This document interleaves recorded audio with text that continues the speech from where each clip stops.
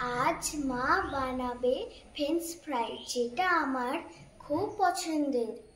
French fry বানানোর জন্য দুটো বড় সাইজের আলু নিয়ে নিয়েছি। এবার এটাকে আমরা এভাবে কাটব।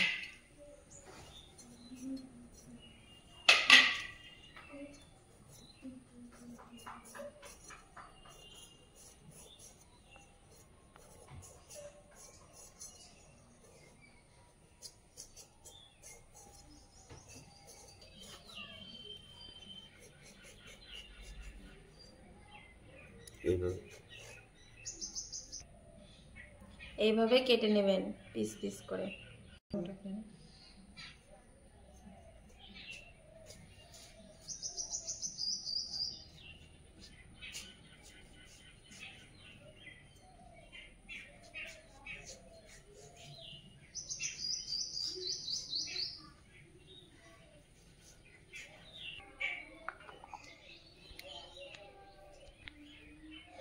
এরকম দেখতে হবে। আলুগুলোকে 2-3 বার ভালো করে ধুয়ে নেবেন।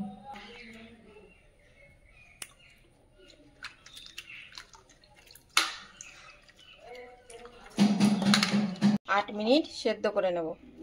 এর মধ্যে দিয়ে দেবো 1 চামচ লবণ। আমি দিচ্ছি একটু লেবু, আপনারা ভিনিগারও দিতে পারেন। এটা 8 মিনিট সেদ্ধ হয়ে গেছে। এবার আমরা জলটা ঝরিয়ে নেব।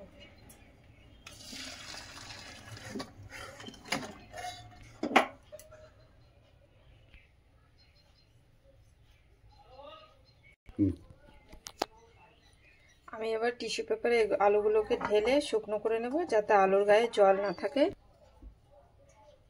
আপনারা পরিষ্কার কাপড়ের টুকরো নিতে পারেন। আলুগুলো শুকনো হয়ে গেছে। এবার আমরা কন্টেনারে তুলে নেব।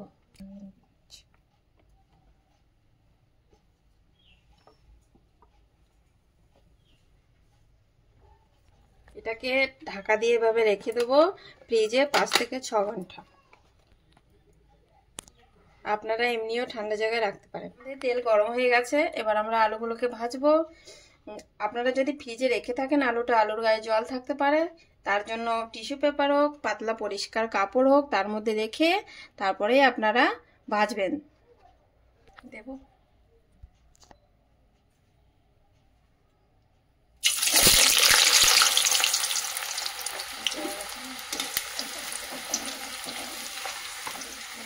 ফ্রাই করতে হবে। ফ্রাই হয়ে গেলে এবার আমরা এগুলোকে তুলে নিলাম।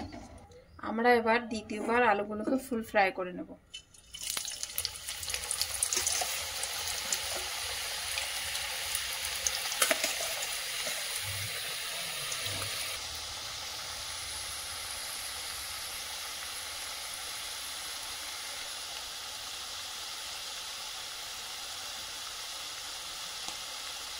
French fry ready.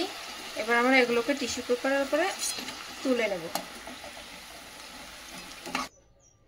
French fry নামানোর সঙ্গে সঙ্গে গরম অবস্থায় দিয়ে দেবেন একটু নুন, একটু গোলমরিচের গুঁড়ো,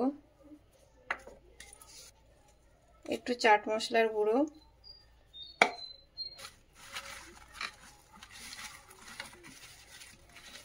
এইভাবে মাখিয়ে নেবেন। সঙ্গে সঙ্গে মাখালে এর গায়ে মশলাগুলো ভালোভাবে লেগে যাবে। সত্যি ফ্রেঞ্চ ফ্রাই খেতে মজাটাই আলাদা।